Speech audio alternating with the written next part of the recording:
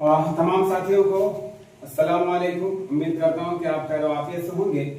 और देखिए, आज का भी बड़ा मेरा यूनिक सवाल है आपके सामने। मैं एक सवाल लेकर के आया हूँ, जरा सा कमेंट करके आंसर करने की जहमत करेंगे।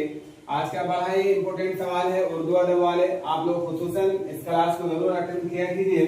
वीडियो अगर अच्छा लगे तो ज्यादा से ज्यादा लाइक कीजिएगा, चैनल को सब्सक्राइब करना ना भूलिएगा। आपका सपोर्ट ही हमारे लिए सब कुछ है।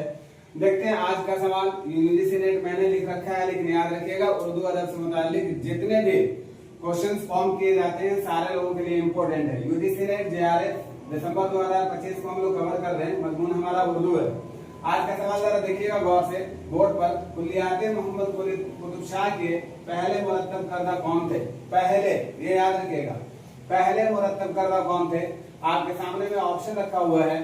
रशीद हसन खान, और दूसरे में है नूरुल हसन नकवी, तीसरे में है मोहिउद्दीन कादरी जोर, और चौथे में है जमील जालवी।